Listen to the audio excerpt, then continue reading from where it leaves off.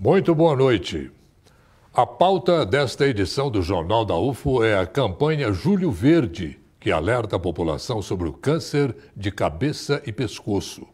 Nós vamos falar a respeito dos principais sintomas, tratamento e importância do diagnóstico precoce. E ainda hoje você confere as vagas disponíveis no mercado de trabalho de Uberlândia.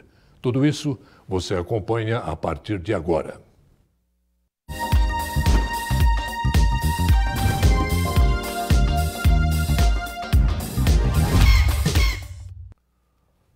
No próximo dia 27 é comemorado o Dia Mundial do Câncer de Cabeça e Pescoço. E para alertar a sociedade, foi criado pela Sociedade Brasileira de Cirurgia Cabeça e Pescoço a campanha Julho Verde. Às vezes, uma simples cicatriz ou um pequeno ferimento pode ser motivo de atenção. Nem sempre damos importância às mudanças do nosso corpo e achamos que aquele incômodo logo vai passar. Foi pensando em alertar a população que o Julho Verde foi criado. Para prevenir e falar mais sobre o câncer de cabeça e pescoço, né, que é uma neoplasia da região da cabeça, do pescoço, e que é muito incidente e que as pessoas desconhecem. Então, mais para conscientização mesmo. Os tumores de cabeça e pescoço estão relacionados ao tabagismo, consumo de álcool e HPV, que é um vírus transmitido principalmente durante a relação sexual. Segundo especialistas, a relação entre o HPV e o câncer está cada vez mais comum, sendo observada em até 30% dos casos. A gente tem um novo fator de risco importante, que é o HPV, e a gente está vendo pacientes mais novos com câncer de cabeça e pescoço. Então é importante também lembrar de prevenir, usar preservativo na hora do sexo oral. O câncer de cabeça e pescoço atinge mais os homens do que as mulheres. Um dos principais fatores de risco para esse tipo de tumor é o tabagismo e o etilismo pesado, e a gente sabe que tem uma maior prevalência de tabagismo e etilismo entre os homens do que nas mulheres, então provavelmente isso justifica essa maior incidência em homens. Além disso, os sintomas podem ser visíveis, mas ainda assim, na maioria dos casos, o diagnóstico vem tarde demais. A gente fala da ferida na boca, então, que não cicatriza em 3 semanas, uma rouquidão inexplicada, que também não melhora dentro de 3 semanas, uma tosse, às vezes, também que não melhora, e aparecimento de caroços na região cervical, né, que também duram mais de 2 a 3 semanas. 70% deles a gente já diagnostica em estágios mais avançados e com isso diminui a chance de cura. Muito pelo desconhecimento da população, por isso é importante do Julho Verde, né? E porque as pessoas menosprezam os sintomas. Por exemplo, uma lesão na boca que não cicatriza e eles vão deixando até ficar mais avançado. De acordo com os dados do Instituto Nacional do Câncer, INCA, estima-se que mais de 14.700 casos de câncer da cavidade oral apareçam em 2018. Já o câncer de tireoide no Brasil pode chegar ao todo em quase 10 mil novos casos. Para o câncer de laringe, a estimativa é de que atinja cerca de 7.600 pessoas. Com esses dados, que não são nada positivos, fica o alerta para a população se cuidar. Melhorar a higienização bucal e a ida ao dentista periodicamente também é importante, porque às vezes o dentista nota alguma ferida que o paciente não está vendo e aí consegue também fazer o diagnóstico precoce. E mais uma vez, cessar tabagismo, que a gente sabe que também é fator de risco para uma série de outros cânceres. Muito bem, para discutir esse assunto que merece com certeza a atenção de todo mundo, nós convidamos aqui para a nossa bancada o professor da Faculdade de Odontologia da UFO, Adriano Loyola, e o cirurgião de cabeça e pescoço e professor da Faculdade de Medicina da UFO, Sindeval Silva. Adriano, Sindeval, muito boa noite, é um prazer muito grande tê-los conosco aqui em nosso Jornal da UFO de hoje. Adriano, quais são as principais regiões da cabeça e do pescoço em que se detecta o câncer, que ele aparece mais? Bom, a gente sempre comenta nas aulas, né, quando a gente está discutindo esse assunto, que o câncer de cabeça e pescoço é um nome muito genérico, né? Porque, na verdade, câncer de cabeça e pescoço, possivelmente, ele engloba aí talvez mais de 80 tipos de tumores, não é? Alguns mais agressivos, outros menos agressivos e até aqueles que são chamados tumores benignos, né? Não entram exatamente no contexto do câncer, né? Mas assim, em termos a nossa experiência particularmente é com câncer de boca, mais especificamente com câncer de boca, ou seja, localizado mesmo na região bucal, que é daqui dos lábios até mais posterior na região de orofaringe, às vezes até inclui mesmo, né? Isso de fato é uma região que tem uma quantidade, tem talvez seja o local da cabeça e pescoço que seja mais frequente, fora a pele, né? Porque a pele de fato é uma região muito particular na incidência altíssima de tumores, né? Muito sensível. Mas vocês falaram na reportagem aí, né? Com tireoide, laringe, né? Faringe são os lugares também que são mais frequentemente acometidos, né?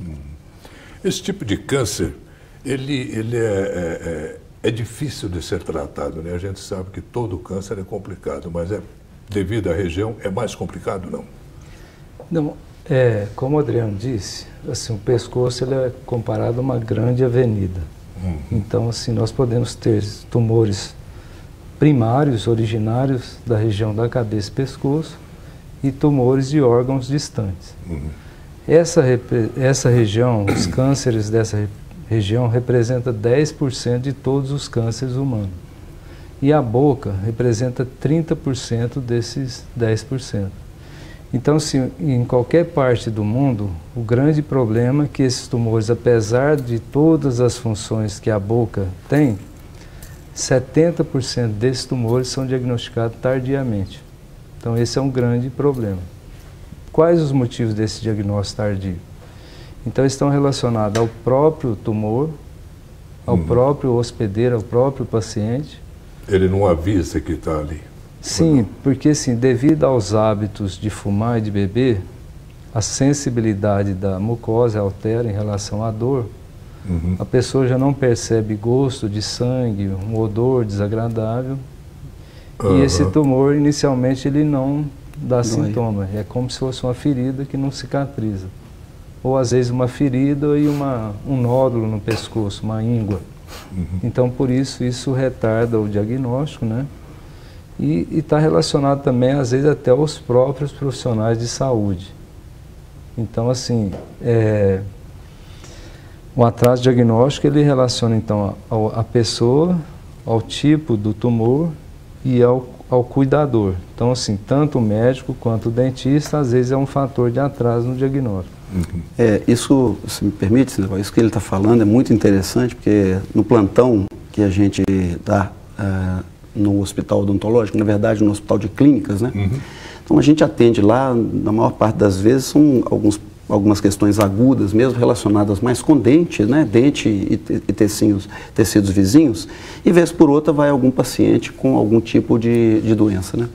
Teve uma vez, e eu cito isso na aula para os alunos, para que eles tenham muito atenção ao exame, que eu estava de plantão, entrou uma senhora, devia ter mais de 70 anos, eu não me recordo mais, mas simples assim, mas ela passou e tinha aquele cheiro, né, aquele odor de cigarro, né?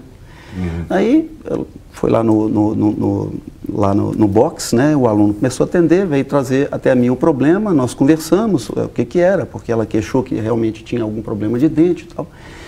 E eu falei assim, eu vou lá examiná-la para ver o que está acontecendo, né? Aí eu olhei direitinho, não é isso mesmo que você me falou, então você vai providenciar isso, aquilo outro e tal. E voltei. Mas aí eu lembrei que ele precisava fazer uma determinada anotação.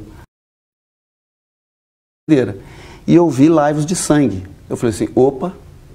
Aí tem coisa. Aí eu fui lá, conversei com ela um pouquinho, daqui a pouco nós encontramos um soalho bucal, né? Nessa parte que o pessoal fala de pelve bucal, né? É o soalho da boca mesmo, né?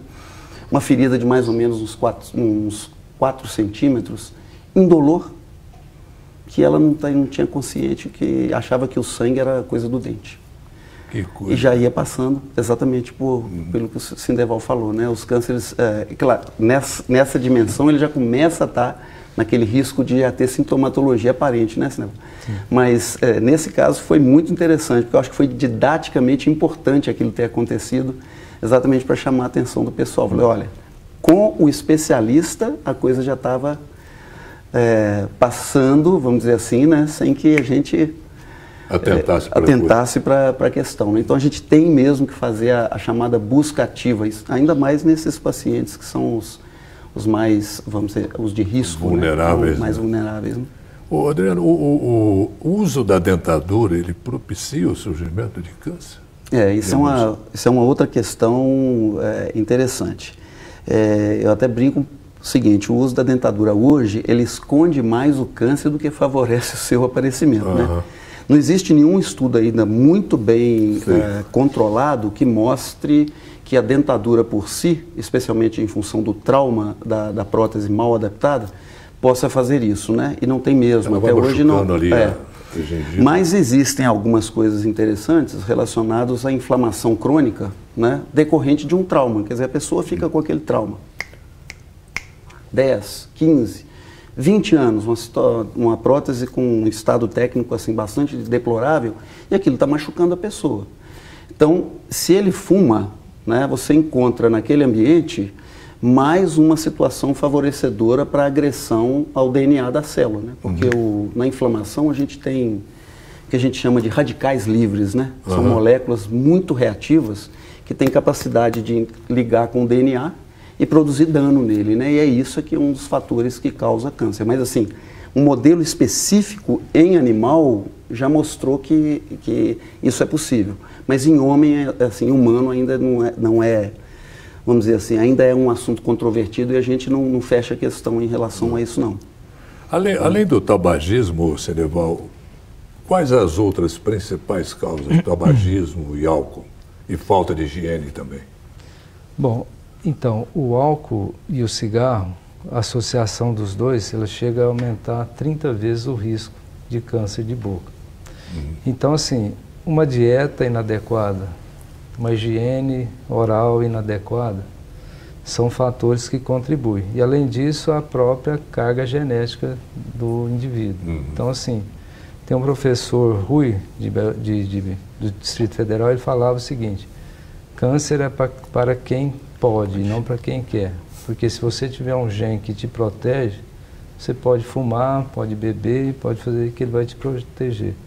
Então isso é difícil até de você convencer a pessoa de deixar de fumar ou de beber, porque fala, meu pai fumou 50 anos, bebeu e nunca teve nada, né? Então assim, tem os fatores de agressão e fatores de proteção. Então se falha os fatores de proteção, às vezes o indivíduo não tem nada que agride ele, mas é suficiente para desenvolver o câncer.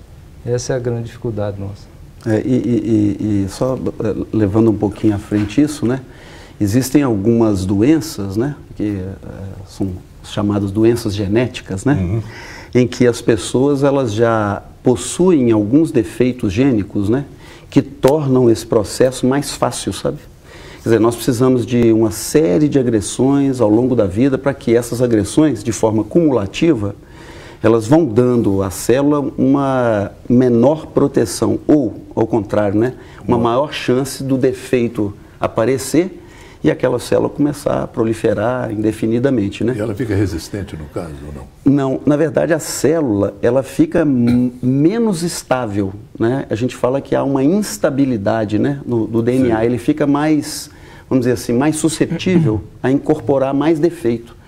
E esse número de defeito que acumula é que vai gerar o que a gente chama de célula transformada, né? Que na verdade é aquela célulazinha que de tanto proliferar, né, vai chegando ao que clinicamente a gente vê, que foi mostrado aí, né, aquelas lesões já avançadas, né, já inclusive tecnicamente complicadas para tratar. O seu Sindeval passa essa dificuldade aí com frequência, né, Sindeval?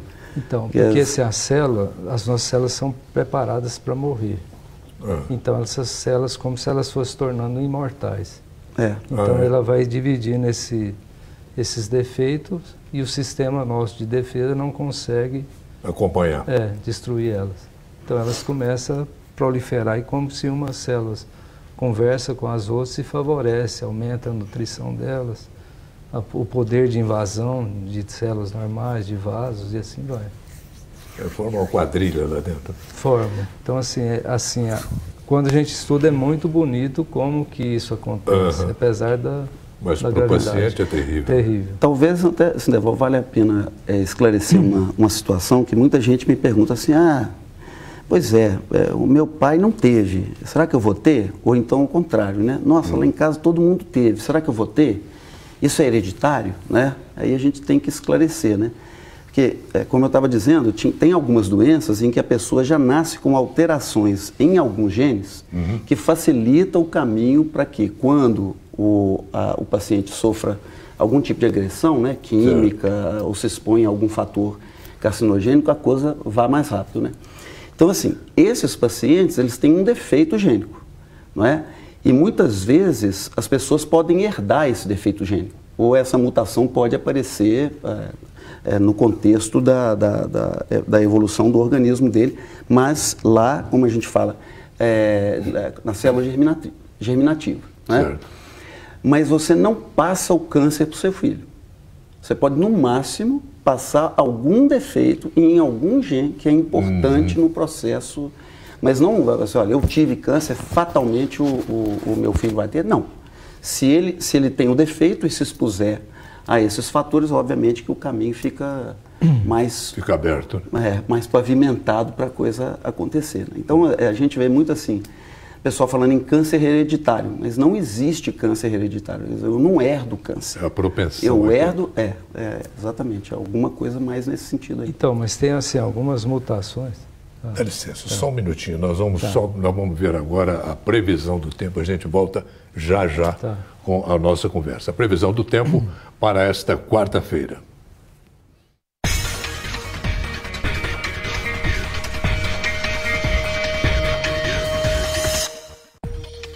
Em Uberlândia, faz sol o dia todo. A mínima é 16 graus e a máxima 27.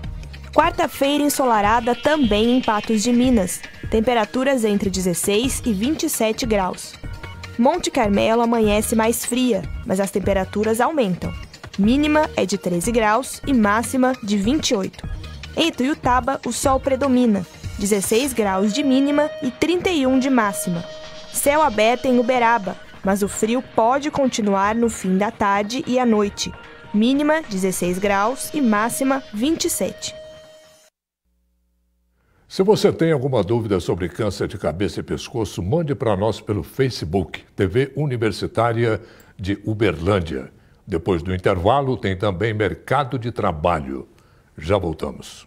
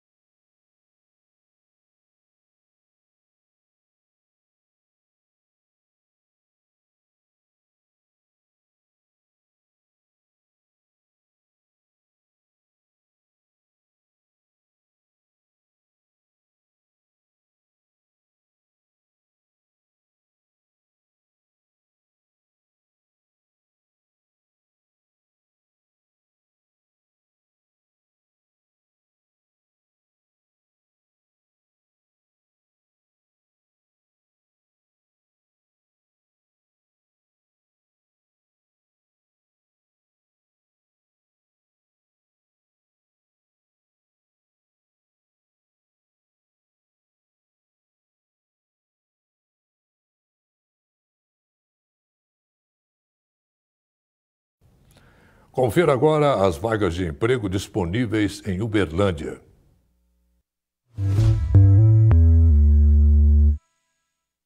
Vaga para fonoaudióloga. É preciso ensino superior completo e experiência de 6 meses. A remuneração é de R$3.000.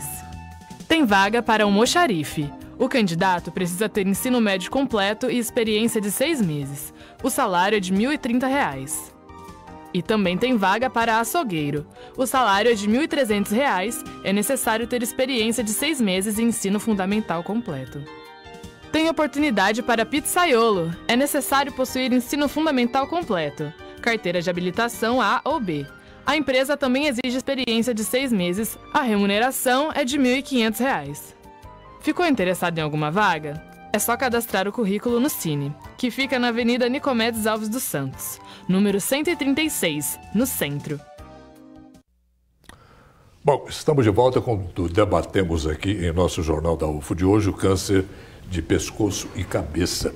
Ô Cineval, eu te cortei no final do nosso primeiro bloco, quando você dissertava sobre a questão da hereditariedade também em outros órgãos da cabeça e do pescoço. Como é que é isso? Certo. Na boca, normalmente a hereditariedade não está muito relacionada à transmissibilidade de pais para filhos. Mas a tireoide é uma exceção. Alguns tipos de tireoide, especialmente o carcinoma medular da tireoide, ele pode ser transmitido de pais para filho. Então, assim, não é o tumor mais prevalente, né, que tem uma grande quantidade de pessoas, mas isso na tireoide é possível ele ser transmitido de pai para filho. E os sinais principais para a pessoa já alertar você e o Adriano já falaram de alguns, os principais, quais são?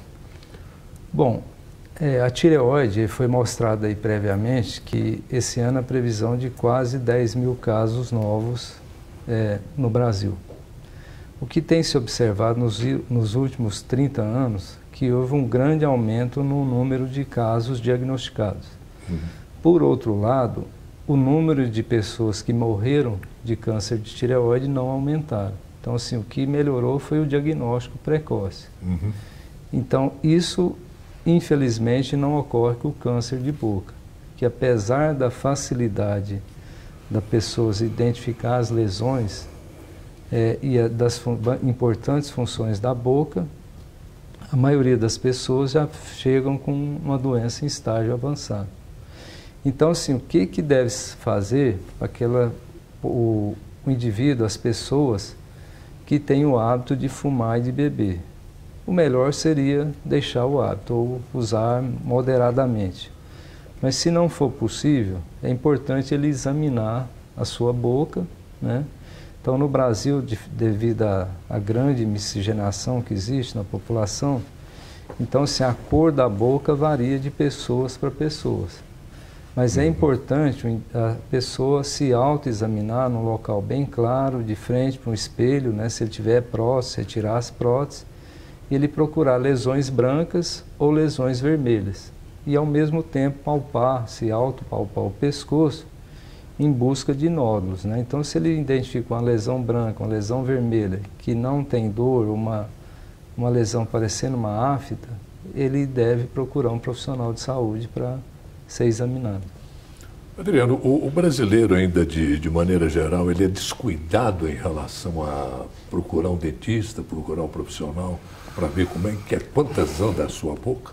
Eu não sei se ele é descuidado ou se ele não recebe a informação adequada. Vou citar um exemplo de um trabalho que nós fizemos há algum tempo atrás. Nós pegamos toda a casuística de câncer atendida num determinado, câncer de boca atendida num determinado tempo, né? E nós examinamos os principais sinais e sintomas que apareciam em função do profissional que o paciente procurava. Sim. Então, curiosamente, esses sinais e sintomas, quando se localizavam na gengiva e no palato, próximo ao palato, assim, né, o céu da boca, vamos dizer assim, né? Os pacientes procuravam mais o dentista, né? Quando isso acontecia no lábio ou eventualmente na língua, especialmente mais atrás na língua, que a gente fala região posterior ou base de língua, aí o profissional da medicina era mais procurado. E curiosamente, uma diferença também existia em relação aos sintomas, né? Eu falo para meus alunos assim, olha, vocês precisam mostrar para os seus pacientes que vocês também sabem cuidar integralmente da saúde deles, né? É o exemplo, né? Exatamente. Então, assim, quando o paciente tem um sintoma que a gente chama de disfuncional, por exemplo, sangramento espontâneo, dificuldade de engolir, dor para engolir, né? Quem que ele vai procurar? Ele vai procurar mais o médico. Não é que ele não procura o dentista, mas a maior quantidade de pacientes procura o médico. Por quê? Porque pode ser que na cabeça dele, isso nós não investigamos, Olha, sinal, essa é uma coisa mais complicada. Eu estou achando que dentista não deve ter muita capacidade de verificar isso. Mas, né? Sim, assim, mas... O médico pode detectar também algum problema na boca. Então, e aí tem um outro dado, você me permite só colocar aqui, que é bastante curioso também. À vontade. Alguns estudos, até fora daqui, do Brasil, Estados Unidos, Inglaterra, por exemplo, mostram uma coisa muito curiosa. Mostram o seguinte, que quando o paciente é encaminhado para um hospital de câncer, quem encaminha mais é o médico ou o dentista? É o médico, né? Quem acerta mais o diagnóstico? Ó, estou encaminhando aí um câncer, assim, desse tipo, é o dentista. Mas quem encaminha mais casos que geram preocupação, ou casos que apresentam uma grande chance de ser câncer, é o médico. Então, vou tentar resumir o seguinte, eu acho que a população não tem, talvez tenha pouca informação, porque ela não está acostumada também a receber do profissional de odontologia, meus colegas aqui vão ficar um pouco chateados com isso, né? Talvez. Essa preocupação. E não é um tratamento muito barato também, né? Não é, mas aí quem vai tratar vai ser o médico mesmo, e vai ser um centro de referência que vai tratar. Mas a busca ativa, quer dizer, aquele exame que vai identificar, mais importante até do que o Sindeval comentou a questão do autoexame, né, que é importantíssimo, mas mais importante ainda, que é a busca ativa, isso deveria ser uma obrigação de todo profissional da área de odontologia, porque é como diz o Sindeval, citou um colega lá de Brasília, ele também fala uma coisa interessante, que o dentista deixa de ver muitos cânceres, mas o câncer vê muito dentista. Olha só. Então, isso acontece. E como é que você vê isso, Sindeval? Então, essa atraso diagnóstico ela é realmente multifatorial. Ela depende, por exemplo, da educação do indivíduo e do acesso à saúde. Porque, veja bem, às vezes o indivíduo até percebe a lesão precocemente. Mas, infelizmente, com o descaso que está passando no nosso país, né, baixo investimento na pesquisa, na atenção primária, né? Então, veja bem, um paciente, às vezes, ele com 14 milhões de desempregados, ele perdeu o seu plano de saúde, ele tem uma lesão lá, mas até que ele procura, que ele tenha acesso, de repente, essa lesão que era precoce, ela já passa a ser uma lesão avançada. Aí também, esse tratamento envolve químio, radioterapia, tudo? Sim. Então, veja bem, se a gente identifica precocemente, esse paciente, às vezes, faz um tratamento único. Por exemplo, só cirurgia ou só radioterapia, dependendo do caso. Com a químio, só uma químio mais leve, vamos dizer assim. Mas como o tumor, às vezes, é avançado, só a cirurgia não resolve, como só a quimio e radioterapia não resolve. Então, você tem que fazer um tratamento concomitante. E, às vezes, são tratamentos às vezes, com mutilação. Então, você perde metade de uma língua, uma metade de uma mandíbula, entendeu? A recidiva, nesses casos, é muito alta? Isso, então, depende, assim, quanto mais... Se o tumor, por exemplo, ele é na ponta da língua, no lábio, ele é mais fácil da pessoa procurar mais precocemente. Se ele é na base, ele já é mais difícil. E a região também determina para onde, qual é o caminho que as possíveis metástases, né, para onde esse tumor vai espalhar. E então, vale isso tudo muda o prognóstico e o risco de recidiva. Vale a pena reforçar, essa questão que o Sindeval está falando, porque, por exemplo, os locais do câncer de boca, especificamente, que mais produzem metástases, são aqueles locais que, entre aspas, ficam escondidos. A região posterior da língua, né, indo para a base, e o soalho bucal e ventre de língua. Então, se o câncer é indolor, ele vai crescendo, não dá aparência de que está ali. O nosso profissional não recebe uma queixa específica, às vezes não investiga adequadamente, então você tem uma situação assim, bastante favorável, você tem a terra fértil, né, para aquilo se desenvolver e trazer dificuldades, porque o Sindeval, muito embora a cirurgia hoje seja a principal modalidade terapêutica, né, Quer dizer, tem cirurgia que para você tirar o tumor todo, você teria que deformar a pessoa. Deformar ou mesmo induzir a pessoa a óbito. Quer dizer, é uma coisa que não é possível. Então, você acaba fazendo aquilo que é possível, mas dando ao paciente uma possibilidade muito restrita de sobrevida. Uma sobrevida indigna, vamos dizer assim, de certa forma. Também, né? Ceneval, Adriano, foi um prazer muito grande tê-los conosco em nosso Jornal da UFO de hoje. Muito obrigado pelas informações valiosas que vocês passaram para os nossos telespectadores. Muito obrigado. Boa noite a vocês. Muito obrigado. Boa noite. Boa noite. Muito obrigado pelo convite. O Jornal da UFO fica por aqui. Amanhã nós vamos falar sobre emoções. Já ouviu falar em inteligência emocional? É possível gerenciar as nossas emoções? Mande suas dúvidas e comentários para o nosso Facebook. Uma ótima noite a todos e até lá.